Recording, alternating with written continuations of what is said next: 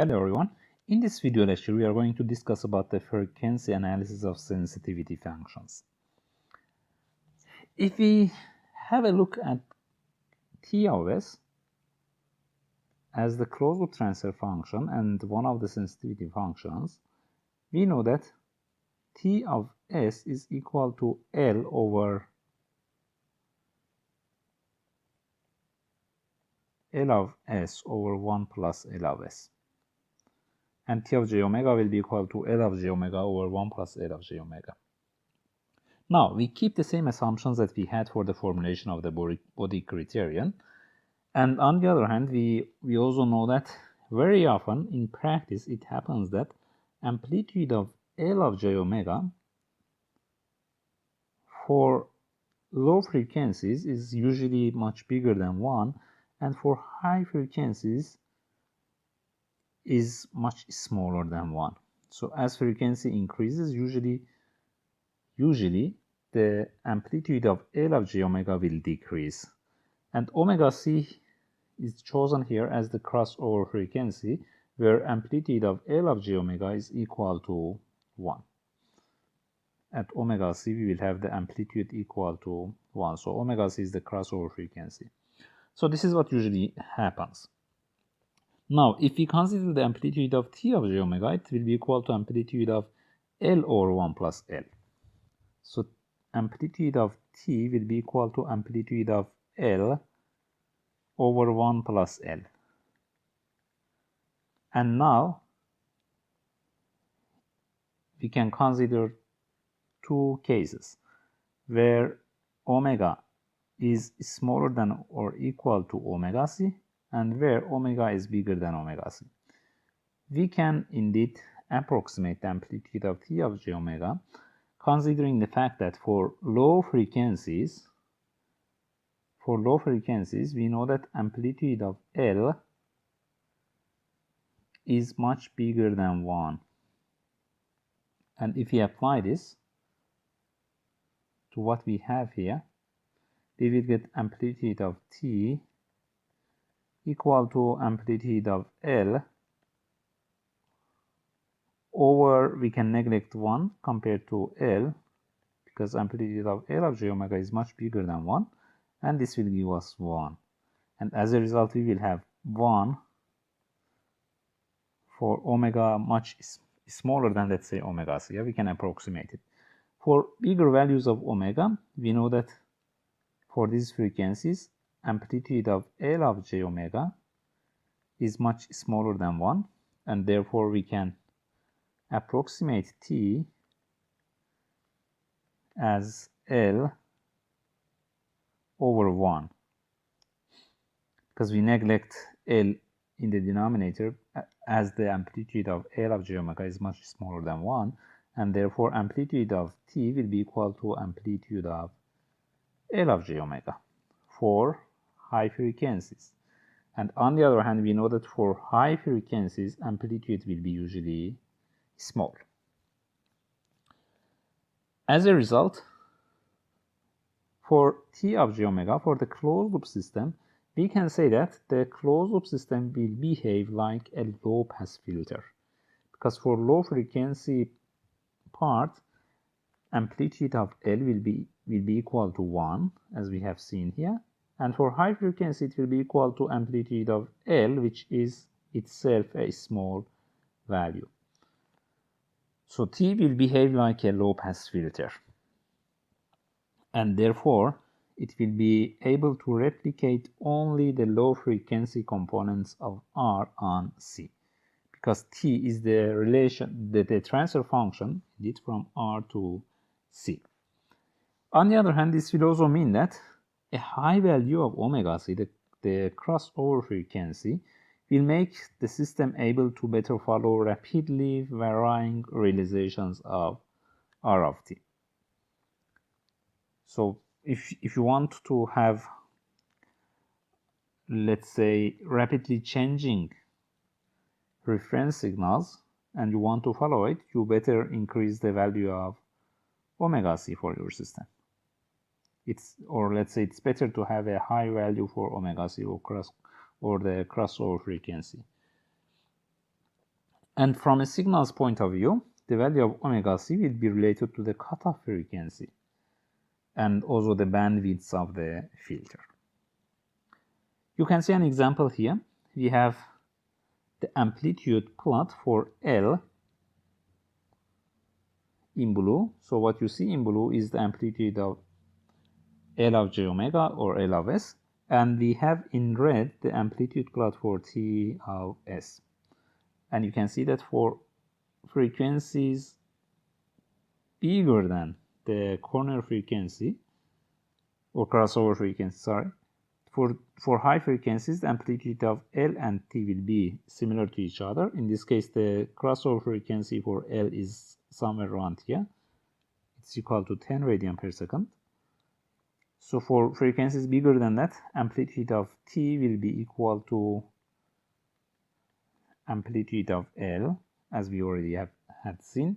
And for frequencies smaller than that, the amplitude of T is equal to 1 or 0 dB. So it behaves like a low-pass filter.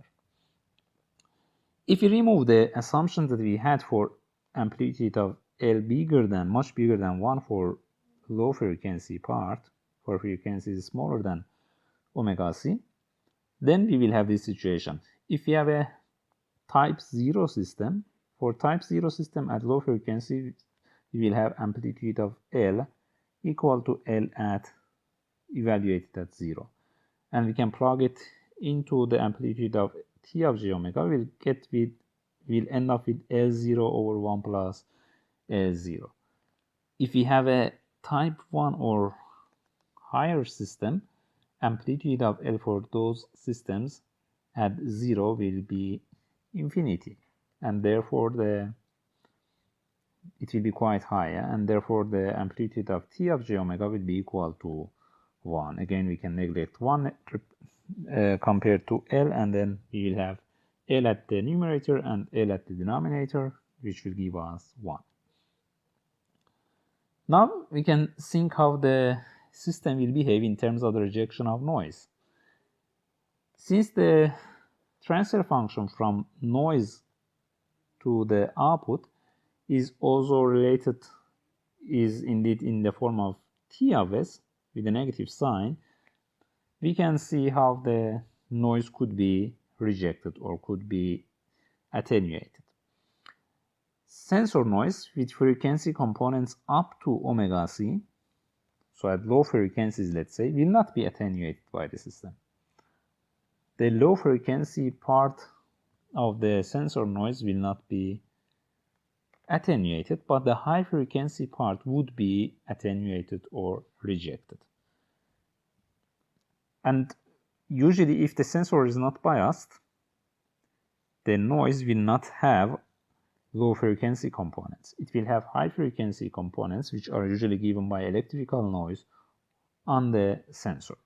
And we will assume that we have a frequency omega n, and the frequency components of the noise will appear at frequencies bigger than that. Okay, so for the noise, we'll have components appearing at frequencies bigger than omega n. Now, if we have the amplitude of T of j omega small enough for frequencies bigger than omega n, then the noise will be attenuated as we wish. And we can formulate it in this form. If we have the desired attenuation factor in the form of gamma n between 0 and 1, we would like to have amplitude of c over n, which is equal to amplitude of t, smaller than gamma n for frequencies bigger than omega n. So this is what we want to have. And we can check this directly on the body diagram of L. If omega c is smaller than omega n, because if this is the case, then for those frequencies, for these frequencies indeed, amplitude of, if we have these two together, we'll have amplitude of T of j omega being equal to amplitude of L of j omega. So we can directly refer to the amplitude of L of j omega. Let's go through an example. Let's say that we have the controller as 1 plus s over s already designed, and we have the plant equal to 10 over 1 plus s. These are the transfer functions that we have.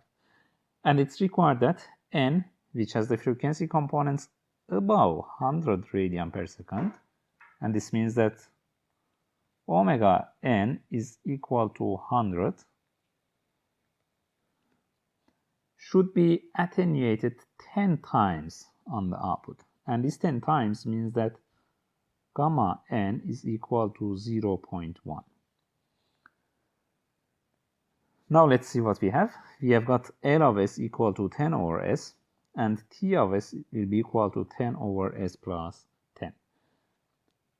The crossover frequency will be found by setting the amplitude of L of j omega equal to 1, and we will get it at 10 radian per second.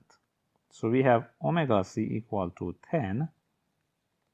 We have omega n equal to 100 radian per second, as we have seen over there. What we have to check is that if the amplitude of t is smaller than 20 decibels for frequencies omega bigger than 100 radian per second or omega n. Indeed, we would need to check it. There's a negative sign missing here. The amplitude of T of j omega should be smaller than minus 20 decibels. And this minus 20 decibels indeed comes from gamma n. Gamma n is equal to 0.1. In terms of decibel value, gamma n will be equal to minus 20 dBs. So amplitude of T should be smaller than that for frequencies bigger than 100 radian per second. Now we can use the approximation, because we can indeed directly refer to L of s, as we have omega c equal to 10 and omega n is equal to 100. And obviously the approximation that we have for amplitude of T equal to amplitude of L for frequencies bigger than 100 will be valid.